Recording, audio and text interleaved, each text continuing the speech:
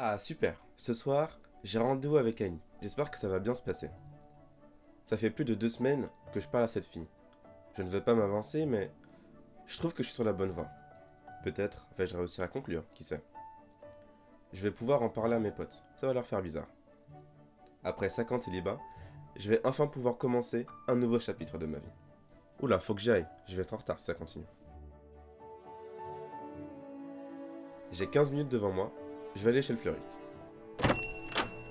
Bonsoir. Vous reste-t-il des roses rouges, s'il vous plaît? Oui, j'en ai, voilà pour vous. Je vous remercie. Au revoir.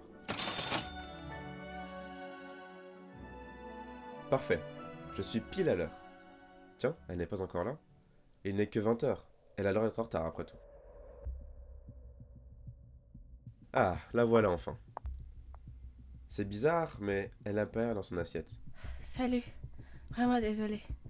J'ai raté mon métro. Je n'insiste pas. Je lui donne les roses et lui propose de rentrer dans le restaurant. La soirée se passe super bien, mais j'ai comme un mauvais pressentiment. Je ne sais pas, quelque chose me dérange. Annie semble nerveuse. Après, c'est compréhensible, c'est la première fois qu'on se voit.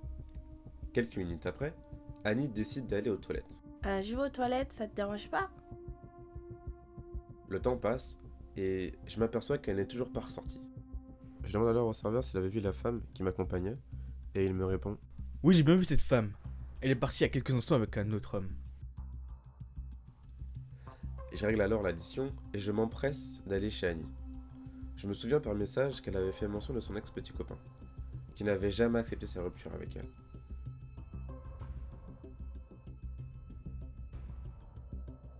Cela fait plus d'1 heure que je cherche Annie. Elle ne répond ni à mes appels, ni à mes messages. Pourtant, je la vois qui est en ligne. Je décide alors de l'appeler une énième fois, et cette fois-ci, elle décroche.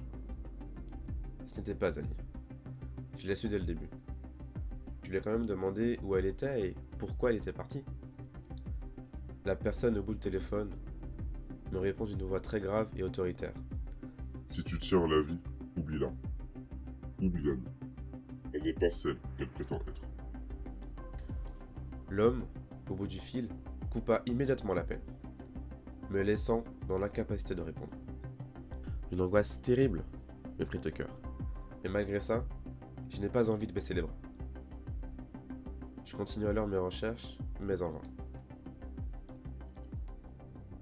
Pendant une semaine, chaque soir, à 20 heures, j'allais près du restaurant, dans l'espoir de trouver Annie, même si je savais qu'au fond de moi, je ne la reverrais plus.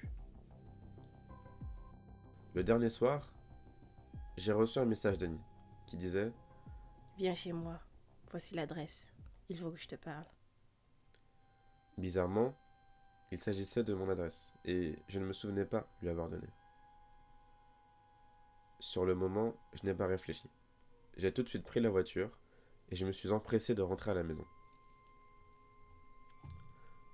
J'arrive à l'appartement, j'ouvre la porte, et c'est là qu'une scène atroce se passe sous mes yeux.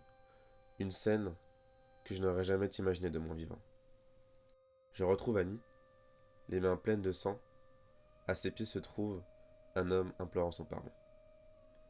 La vérité, c'était que ce n'était pas Annie qui avait largué ce type, mais bien lui. C'était elle qui n'avait pas digéré la rupture. L'homme ne savait pas pourquoi il se trouvait dans cette maison, et surtout pourquoi il était attaché. Il se retourna vers moi. Je n'ai pu le regarder plus d'une seconde. Son visage était pâle et couvert de bleu. Ses yeux, eux, couverts de sang. Annie prit alors son couteau et le planta dans le dos de cet homme. Ses derniers mots furent: Enfuis-toi maintenant, ou elle te tuera. Il s'agissait bien de l'homme qui avait répondu au téléphone. Il m'avait prévenu. Ce n'était pas une menace pour me faire peur, ni pour oublier cette femme par jalousie. C'était simplement un avertissement de la dangerosité d'Annie.